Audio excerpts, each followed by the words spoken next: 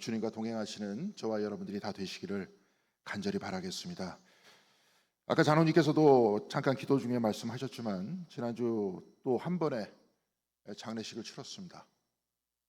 2주 연속 모두 젊은 분들이었습니다. 안타깝고 슬픈 마음 이루 다할 데가 없습니다. 지금 교회에서는 매일 새벽 시편을 읽고 있는데요, 시편 150편 중에 눈물 섞인 탄원시가 65편이 있습니다. 가장 많은 부분을 차지합니다. 그만큼 삶에는 기쁨보다 슬픔이 많고 웃음보다 눈물이 많다는 반증입니다. 탄원시 중 시편 22편 1절은 나의 하나님 어찌하여 나를 버리십니까? 어찌하여 그리 멀리 계셔서 살려달라고 울부짖는 나의 간구를 듣지 않으십니까? 이렇게 되어 있고, 시편 88편 5절에서 7절까지 시인은 이렇게 울부짖고 있습니다. 이 몸은 또한 죽은 자들 가운데 버림을 받아서 무덤에 누워있는 살해된 자와 같습니다. 나는 주님의 기억에서 사라진 자와 같으며 주님의 손에서 끊어진 자와도 같습니다. 주님께서는 나를 구렁텅이의 밑바닥 칠흑 같은 어두운 곳에 던져버리셨습니다. 주님은 주님의 진노로 나를 짓눌렀으며 주님의 파도로 나를 압도하셨습니다. 그리고 시편 88편 마지막 절이 18절인데 시인은 주님께서 내 사랑하는 사람들과 이웃을 내게서 떼어놓으셨으니 오직 어둠만이 나의 친구입니다. 이렇게 부르짖으면서 기도를 마칩니다. 시인은 응답하지 않는 하나님께 오직 어둠만이 나의 친구다 이렇게 노래합니다. 이 시인뿐이겠습니까? 역사상 무수한 사람들이 이 시를 같이 읽고 기도하면서 눈물을 흘렸고 이들이 경험하고 있는 하나님의 침묵에 공감하지 않았겠습니까? 예수께서 십자가 위에서 시편 22편 1절의 말씀 나의 하나님 어찌하여 나를 버리십니까? 이렇게 외쳤어도 하나님은 여전히 침묵만 지키셨습니다. 그러나 주님께서는 십자가 위에서 그 영혼의 고통을 당하시며 하나님의 침묵 앞에 괴로워하던 사람들과 같이 계셨던 것 아닙니까? 그 침묵의 순간에도 하나님은 고통당하는 당신의 아들 예수와 분명히 같이 계셨습니다. 그래서 우리는 예수 그리스도를 바라보며 고통과 슬픔 중에도 하나님이 우리를 떠나지 않으신다는 믿음과 희망을 가질 수 있는 것 아니겠습니까? 그래서 우리도 할 수 있는 일은 슬픔을 당한 분들에게 말을 많이 하는 것이 아니라 함께 있어주는 것일 것입니다. 아픔을 들어주고 손잡아주고 같이 울어주는 것입니다. 교회 공동체는 참으로 소중한 것 같습니다. 같이 있어주는 사람들이 있기 때문에 그렇습니다. 오늘 우리가 교독한 고린도전서 12장 12절에 바울은 몸은 하나이지만 많은 지체가 있고 몸의 지체는 많지만 그들이 모두 한 몸이듯이 그리스도도 그러하십니다. 이렇게 말씀하고 있습니다. 교회는 예수 그리스도 안에 하나의 몸이라고 했습니다. 그리고 우리는 그리스도의 몸을 이루는 지체입니다. 그러나 우리는 예수 그리스도의 지체가 되기에는 한없이 부족한 사람들이 아닙니까? 예수께서는 완전했지만 우리는 완전하지 못합니다. 우리는 그리스도의 지체라고 하지만 사실 지체가 되어가고 있는 사람이라고 말해야 더 솔직한 고백이 되는 것 아닙니까? 그래서 우리는 그리스도의 몸이라 하는 것보다 그리스도의 몸이 되어가는 사람이고, 그래서 예배가 필요하고 노력이 필요하고 일상 안에서의 신앙생활이 필요한 사람들이 아니겠습니까? 그래서 골로새서 2장 19절에 바울은 이렇게 말했습니다. 온몸은 머리이신 예수 그리스도로부터 각 마디와 힘줄을 통하여 영약을 공급받고 서로 연결되어서 하나님께서 자라나게 하시는 대로 자라나는 것입니다. 우리는 서로 연결되어서 자라나고 있다고 바울은 말씀하고 있습니다. 그래서 교회는 머리 대신 그리스도 안에서 자라나는 것이고 서로 연결되기 위해 노력하는 것이고, 그래서 서로 위로받으면서 위로를 배우고 서로 칭찬하고 격려하면서 사랑을 받으면서 사랑하는 노력과 훈련을 하고 또한 사랑을 배우는 것이 아니겠습니까? 알아가면서 자라가고 대화하며 자라나는 곳, 바로 이곳이 교회입니다. 그렇지만 지금 교회는 심각한 위기 상황입니다. 어느 교회를 가든지 젊은 세대는 쭈그러들고 있습니다. 연령대는 높아지고 새로운 세대는 들어오고 있지 않습니다. 캐톨릭도 많이 부흥하고 있다고 하지만 실제로는 고위 연령대가 많고 젊은 세대들은 개신교회에 비해서 오히려 훨씬 더 적습니다. 저번에 교회학교 여름 성경학교에서 설교를 하다가 친구들 중에 교회 다니는 아이가 있느냐 이렇게 물어보니까 교회 다닌다고 하면 희귀동물 취급을 받는다 이런 말을 들었습니다. 농담이겠지만 그만큼 교회 다니는 아이들이 없다는 겁니다. 그런데 지난주 제 딸 아이 때문에 주일에 광주에 내려간 일이 있었는데요. 교회에서 좀 일찍 출발해서 한 5시쯤 도착했습니다. 그런데 딸아이 말로는 신천지 패션이라고 하는데요. 흰색 상의에 검은색 바지를 입고 있는 젊은이들이 엄청나게 많았습니다. 지금 교회의 젊은이들이 사라지고 있다고 하는데요. 특히 신천지나 하나님의 교회라는 곳에 바로 젊은이들은 다 거기 있는 것 같습니다. 왜 이런 현상이 일어나고 있는 것이겠습니까? 이에 관한 구체적인 연구가 선행되어야 할 것인데요. 제가 가지고 있는 연구 자료 중 하나는 영국에서 제가 다녔던 학교의 선생님들이 썼던 Religion in Modern World, 현대의 종교라는 책입니다. 이들은 종교를 세 부류로 나누었습니다. 전통적으로 기독교, 불교, 이슬람 이런 식으로 구분한 것이 아니었고요. 이들은 타입이나 형태로 종교를 구분한 겁니다. 그래서 첫 번째로는 근본주의적 종교가 있고, 둘째로는 사회 참여적 종교가 있고, 세 번째는 뉴에이지적 종교가 있다 이렇게 분류했습니다. 모든 종교에는 이 세 가지 요소가 다 들어있다는 겁니다. 이 책에 의하면 근본주의적 종교는 차이와 다름 중심의 신앙 체계라고 말하고 있습니다. 쉽게 말해서 이런 신앙 형태는 내가 소속된 교회는 다른 교회와 다르다 이렇게 생각하는 겁니다. 그래서 내가 소속된 교회의 신앙은 맞고 다른 교회의 신앙은 다 틀렸다 이렇게 생각하는 신앙 체계입니다. 그런데 이 책에 의하면 차이를 절대화하는 이 근본주의적 신앙 형태가 가장 빠르게 성장하는 종교다 이렇게 말하고 있습니다. 이에 관해서 이 책에서는 이렇게 말하고 있습니다. 포스트 모던 사회, 불확실한 사회에서 사람들은 확실함을 추구하는 경향이 있다. 차이를 중심한 종교는 바로 여기에 매력을 발산한다. 뭐든지 상대적인 사회, 다양한 사회에서 오히려 사람들은 복잡함을 싫어하고 다양성의 피곤함을 느낀다는 겁니다. 그래서 뭔가 확실한 것을 추구하게 된다고 그렇게 말합니다. 그래서 가장 확실한 방법은 나는 맞고 저들은 틀렸다. 내가 소속한 교회는 맞고 저 교회는 틀렸다 하는 겁니다. 집회에서도 우리 교회나 교주는 성서에서 말하고 예언한 바로 그 사람이라고 말하면서 다른 교회는 사람들을 미혹하고 있다고 생각하고 교회의 메시지는 대부분 나와 다른 사람들을 정죄하는 것입니다. 미국에서도 이런 근본주의적 신앙을 가진 신생교회는 엄청나게 부흥하고 있습니다. 이에 맞추어 기독교 신앙은 아니지만 이슬람에서도 극단주의 세력 역시 커지고 있습니다. 얼마 전 이스라엘이 레바논에 들어가서 십자가에 달린 십자 고상에 있는 예수님을 거대한 망치로 내리치는 군인의 모습이 뉴스로 나왔습니다. 그 역시 극단적인 유대교 신앙 체계를 가진 근본주의자였던 겁니다. 그리고 종교학자들은 우리가 이단이라고 말하는 신천지나 하나님의 교회를 섹트다 이렇게 말하는데요. 섹트를 극단적 차이 중심의 종교 이렇게 말합니다. 나는 극단적으로 옳고 다른 신앙 체계는 극단적으로 틀렸다. 바로 이 말입니다. 신천지와 같은 경우 신천지만 맞고 다른 신앙은 다 틀렸다. 우리만 천국 가고 교회 다니면 천국 못 간다. 이렇게 말하는 겁니다. 대전신학교의 허호익 교수가 쓴 한국의 이단교회에 따르면 우리나라에 하나님이라고 주장하는 사람은 20명이 넘고 재림 예수라고 주장하는 사람은 50명이 넘는다고 그렇게 말하고 있습니다. 사람들은 확실함을 추구하는 경향이 있다고 했습니다. 그래서 내가 하나님이다, 내가 예수다, 내가 성령이다 이렇게 확실하게 말해주고 우리는 맞고 저들은 틀렸다고 하니까 바로 이런 사람들한테 쏠리는 겁니다.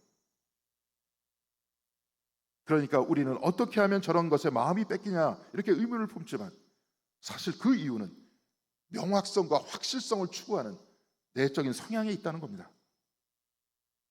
그래서 근본주의적 신앙체계나 신천지나 하나님의 교회 같은 이단에 사람들이 쏠리게 되는 겁니다. 그런데 이런 극단적인 신앙체계에는 명확한 한계가 있습니다. 그것은 나와 다른 사람들과 평화롭게 지내지 못한다는 겁니다. 나는 옳고 다른 사람들은 잘못됐다고 믿기 때문에 그렇습니다. 지금 미국과 이란의 전쟁이 끝나지 않고 있는데요, 전쟁을 계속하자는 쪽은 미국의 기독교 근본주의자들과 또한 이란에는 이슬람 원리주의자들입니다. 텔레비전에서 보신 분들은 계실 겁니다. 전쟁 초기에 트럼프 머리에 손 얹고 기도해 주던 목사들은 트럼프에게 용기 있는 결단을 했다고 말했습니다. 나는 맞고 저들은 틀렸으니 전쟁에서 부셔야 된다, 이렇게 말하는 것 아닙니까? 박수도 마주쳐야 소리가 난다고 전쟁에 참여하는 이란인들 역시 모스크에서 예배를 드리면서 미국에게 죽음을 이렇게 외치고 있는데요, 이 구호는 1979년 이란 혁명을 통해서 호메이니가 집권한 후부터 지금까지 이어 내려오는 예배 의식의 전통입니다. 그래서 파키스탄 출신의 영국인 작가 티라크 알리는 미국과 중동 지역의 분쟁을 근본주의의 충돌이다, 이렇게 말하고 있는 겁니다. 이런 극단적인 신앙을 가지고 사람들을 저주하는 사람들은 광화문 같은 데 가면 쉽게 찾아볼 수 있죠. 이 책에 의하면 또 하나의 부흥하는 종교는 유해지적 종교라고 하는데요, 우리나라에서는 주술적 신앙이다, 이렇게 이해하면 될 것입니다. 버스를 타보신 분 잘 아실 겁니다. 무당들 전화번호 의자 뒤에 있죠. 거리를 다니다 보면 사주 카페가 보이고 종로나 홍대에 가면 길거리 곳곳에 타로나 사주 관상 본다는 것이 즐비합니다. 이 역시도 명확함을 추구하는 성향 때문에 그렇습니다. 교회에서는 정확하게 말해주지 않는데 점을 보거나 사주를 보면 이렇다 저렇다 얘기해주지 않습니까? 관상 보는 사람들은 저렇게 생긴 사람은 탐욕이 있다, 저런 사람은 다 방골이다, 이렇게 결정론적으로 말하고 있지 않습니까? 지금 교회는 위기라고 했습니다. 그렇다면 이 위기를 벗어나기 위해 교회는 근본주의자와 같은 극단주의로 가야 하는 것입니까? 뉴에이지적 종교, 곧 주술적이고 무속적인 종교에 사람들은 매료를 느끼니 교회도 이런 식으로 가야 하는 겁니까? 종교학자들은 이들이 가장 잘 부흥하는 종교라고 하지만 성경은 그렇게 가르치고 있지 않습니다. 오늘 우리가 교독한 고린도전서에서는 내가 맞고 너는 틀리다 하는 방식으로 세상을 보고 있지 않습니다. 바울은 고린도전서 12장 13절에 이렇게 말씀하고 있습니다. 우리는 유대 사람이든지 그리스 사람이든지 종이든지 자유인이든지 모두 한 성령으로 세례를 받아서 한 몸이 되었고 모두 한 성령을 마시게 되었습니다. 바울은 유대 사람은 맞고 그리스 사람은 틀렸다, 이렇게 말하고 있지 않습니다. 족은 맞고 자유인이 틀렸다라고 하지 않습니다. 이들 모두는 한 성령으로 세례를 받은 한 몸이라고 말씀하고 있습니다.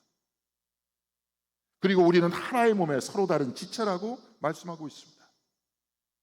몸에는 손이 있고 귀가 있고 팔이 있고 눈이 있다 했습니다. 그럼 손은 맞고 귀는 틀렸다고 하고 있습니까? 발은 맞고 눈은 틀렸다, 이렇게 말하고 있습니까? 그렇지 않지 않습니까? 온몸이 다 눈이라면 어떻게 듣겠습니까? 온몸이 다 귀라면 어떻게 냄새를 맡겠습니까?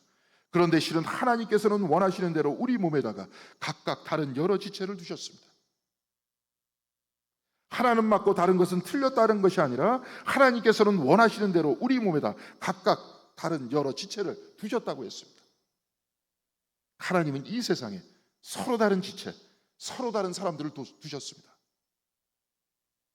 교회에 다양한 사람들이 있듯이 당시 고린도 교회에서는 유대 사람과 그리스 사람, 종과 자유인 모두가 있었습니다. 그런데 이들이 한 성령 하나님으로부터 세례를 받아서 한 몸이 되었고 한 성령을 마시게 됐다. 한 분 하나님께서 이들을 통해 활동하시는 곳, 바로 그곳이 교회라고 말하고 있는 겁니다. 오늘 우리가 읽었던 이사야서는 이렇게 기록되어 있습니다.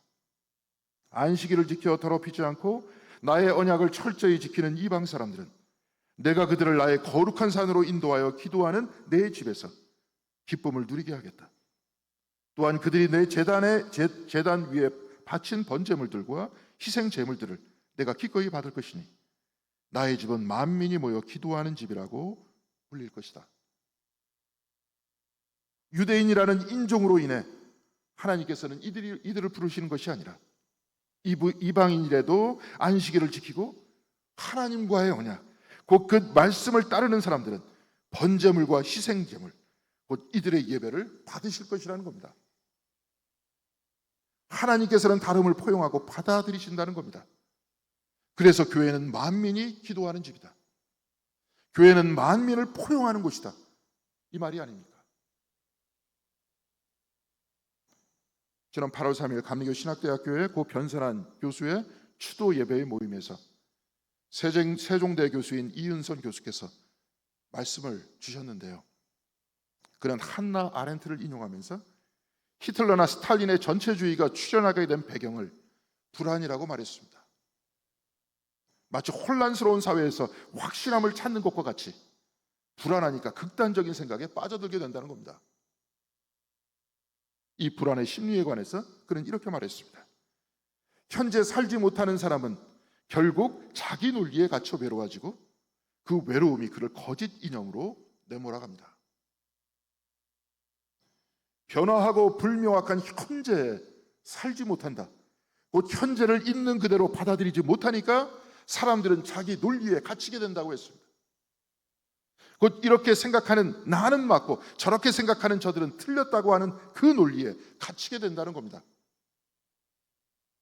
이런 이분법적 논리 안에 갇힌 사람들이 모였을 때 이들은 남을 증오하는 거짓 이념에 쏠리게 되고 바로 여기에서 전체주의가 시작된다는 것입니다.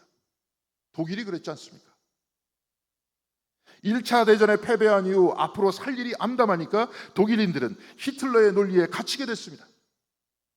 그리고 이 논리는 게르만족을 제외한 다른 민족은 다 틀렸다. 특히 유대인들은 틀렸다고 하면서 전쟁과 폭력을 일으킨 것이 아닙니다. 그러면서 이은성 교수는 이렇게 말하고 있습니다. 사랑을 구체적으로 살아내고 이웃과 동행하는 삶이 없으면, 이 사람에 관해 이야기하고 나누는 동료들이 없으면 자기의 신념과 소망은 왜곡되어 결국 불신과 미신이 됩니다. 그런 신념은 세상을 향한 참 사랑이 아니라 자기 생각을 지키기 위해 다른 모든 사람과 다양성을 짓밟고 죽여 결국 공허한 이념만 남기는 것입니다. 세상과 내 주변의 사람들과 열린 마음으로 나누고 대화하지 못하고 자기 자신에게 갇히게 될 때 신념과 소망은 왜곡된다는 겁니다. 그래서 이 왜곡된 생각을 지키기 위해 다양한 생각과 사람들을 짓밟고 죽인다고 했죠. 바로 이것이 전체주의라는 겁니다. 이은성 교수는 그래서 우리가 해야 할 일은 우리 사이의 차이를 귀하게 여기고 서로를 북돋는 사랑이라고 했습니다.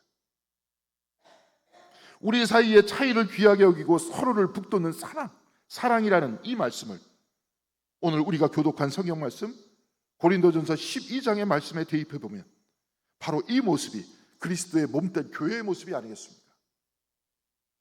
서로 다른 사람들이 서로의 이야기를 듣고 서로의 차이를 나누는 것이 나쁜 것이 아니라 바로 이것을 귀하게 여기고 서로를 북돋아 준다면, 눈과 귀의 차이를 귀하게 여기고 발과 손의 차이를 귀하게 여기고 우리 모두 성령 하나님께서 우리를 통해 그리스도의 몸을 만들어 가시는 것 아니겠습니까? 오늘 우리가 읽었던 마태복음 15장 21절에 이렇게 기록되어 있습니다. 예수께서 거기에서 떠나서 두로와 시돈 지방에 가셨다. 거기에서라고 했는데 여기에 있는 그 거기는 예루살렘입니다. 유대인의 장소인 예루살렘을 떠나 이방인의 장소인 두로와 시돈 지방으로 가셨다는 것인데, 예루살렘에서 두로와 시돈까지의 거리는 약 260km 정도입니다. 우리나라로 치면 서울에서 경주까지의 거리입니다. 그냥 옆 동네 지나가다가 우연히 들린 것이 아니었습니다. 두로와 시돈 명칭이 나와 있습니다. 일부러 가신 겁니다. 거기 가신 것은 오늘 본문에 등장한 가나안 여인 때문에 그랬습니다. 더 정확히는 가나안 여인의 딸을 살리기 위해 가신 것이고, 우리에게 서로의 차이를 소중히 여기고 그 가운데 치유하시는 하나님을 보여주기 위해서 그리로 가신 것입니다. 오늘 본문을 보면 비록 주님께서는 우리가 쉽게 이해하지 못하는 말씀, 자녀들의 빵을 집어서 개들에게 던져주는 것이 옳지 않다 이렇게 말씀하셨지만, 사실 이 말씀은 당시 유대인들이 이방인들에게 했던 말이었습니다. 개는 곧 이방인을 뜻하는 말입니다. 그런데 그 여인은 주님의 말씀에 이렇게 대답합니다. 주님, 그렇습니다. 그러나 개들도 주님의 상에서 떨어지는 부스러기는 얻어먹습니다. 이때 본문은 이렇게 말씀하고 있습니다. 그제서야 예수께서 그 여자에게 말씀하셨다. 여자여, 참으로 내 믿음이 크다. 내 소원대로 되어라. 바로 그 시각에 그 여자의 딸이 나왔다. 주님께서는 일부러 예루살렘을 떠나 이방 지역으로 가셨습니다. 목적이 있어서 가신 것이라 했습니다. 그 가나안 여인이 다윗의 자손이여 나를 불쌍히 여겨주십시오 이렇게 말했던 것은 말이 아니라 사실은 기도였습니다. 그래서 동방교회 전통 중에서 주 예수 그리스도 하나님의 아들이시여 나를 불쌍히 여기셔서 이것을 호흡에 맞춰서 반복적으로 기도하는 예수 기도가 나왔던 겁니다. 유대인들이 개라고 취급하던 것을 기도로 극복하고 주님께 기도드렸던 그 여인의 기도는 응답을 받았습니다. 오늘 우리가 읽은 본문 이사야서 56장 7절의 말씀, 그들이 내 제단 위에 바친 번제물과 희생제물들을 내가 기꺼이 받을 것이라고 말씀하신 하나님의 말씀과 같이 주님께서는 그 여인의 기도를 응답하신 것 아닙니까? 그리고 중요한 것은 이 응답이 있기까지 주님께서는 그 여인과 대화하셨다는 겁니다. 유대인과 이방인은 서로 다른 사람들입니다. 그러나 이 속에서 나온 대화를 통해 주님의 응답과 치유가 일어났습니다. 근본주의는 나와 다른 신앙과 다른 것은 틀렸다고 규정하는 그런 신앙이라고 했습니다. 나는 맞고 저들은 틀렸다고 하면 더 이상 고민할 것이 없어집니다. 마음은 편해지지만 이것은 누군가를 짓밟고 그 위에 서 있는 겁니다. 그런데 예수께서는 이런 신앙과 정반대의 길을 걸으셨습니다. 예루살렘이라는 익숙하고 안전한 자리를 떠나서 260km를 걸어서 이방 땅으로 가셨습니다. 그리고 그 땅에서 만난 다른 여인, 이방 여인의 말을 들으셨습니다. 주님은 당시 유대인들의 말, 자녀들의 빵을 개들에게 던져주는 것은 옳지 않다고 한 그 말을 그대로 우리에게 들려주셨습니다. 그런데 그 여인이 대답하자 주님께서는 여자여, 참으로 내 믿음이 크다 이렇게 칭찬해 주셨습니다. 주님께서는 만난 후에 그와 대화하고 그의 말을 듣고 응답하셨습니다. 교회는 한 몸 안에 귀가 있고 다리가 있고 눈이 있고 입이 있어서 서로 협력하여 한 몸을 만들어 가듯이 서로의 차이를 존중하고 서로 같이 있어주면서 성령 안에 하나가 되고 그리스도의 몸을 만들어가는 그런 곳이라고 했습니다. 바로 이곳에서 성령의 치유가 일어난 것입니다. 바로 이곳에서 하나님의 역사가 일어나는 것입니다. 사랑하는 성도 여러분, 바로 우리 교회의 정체성은 여기에 서 있어야 하는 겁니다. 교회는 서로 속으로 걸어 들어가 서로 들어주고 서로 이해하는 곳입니다. 그래서 세상에 사랑을 전하는 곳입니다. 교회는 이사야의 말처럼 만민이 모여 기도하는 집이고 바울의 말씀처럼 서로 다른 지체가 한 몸을 이루는 곳입니다. 세상은 점점 더 불확실해집니다. 그럴수록 더 많은 사람들이 손쉬운 확실함을 추구합니다. 그래서 나누고 정죄하는 확실함으로 몰려갈 것입니다. 그러나 우리는 예수께서 걸으셨던 그 260km의 길, 낯선 사람을 향해 걸어가는 그 말을 듣는 바로 그 길을 우리도 같이 걸어야 하는 겁니다. 눈은 귀를 존중해주고 팔은 발을 존중해주고 눈은 입을 존중해 주어야 합니다. 그리고 서로 같이 있어주고 서로 용기를 주고 주님께서 그 여인의 말에 응답하시며 치유해 주셨던 것처럼 서로의 말 속에서 성령 하나님의 음성을 발견하는 곳, 바로 이곳이 교회가 되어야 하는 것이 아니겠습니까? 사랑하는 성도 여러분, 나와 다른 사람을 만날 때 그 다름을 지우려고 하지 말고 오히려 그 다름 속에서 일하시는 하나님을 신뢰하고 바로 그곳에서 성령 하나님의 목소리를 들으시는 여러분들이 되시길 바랍니다. 그리고 힘들어하시고 괴로워하는 교우들에게 말없이 곁에 있어 주시고 같이 눈물 흘려주시는 여러분들이 되시길 바랍니다. 가나안 여인의 말을 들어주는 주님의 귀가 여러분들의 귀가 되기를 바랍니다. 서로의 손을 잡아주는 성령 하나님의 손이 저와 여러분의 손이 되기를 바랍니다. 그래서 주님의 몸된 이곳 공동교회에서 위로와 사랑의 성령 하나님께서 저와 여러분들을 통해서 활동하시고 서로의 차이 속으로 들어가 서로 치유가 되는 아름다운 공동교회, 그리고 아름다운 공동교회 성도님들이 다 되시길 주님의 이름으로 간절히 기원드리겠습니다. 기도하시겠습니다.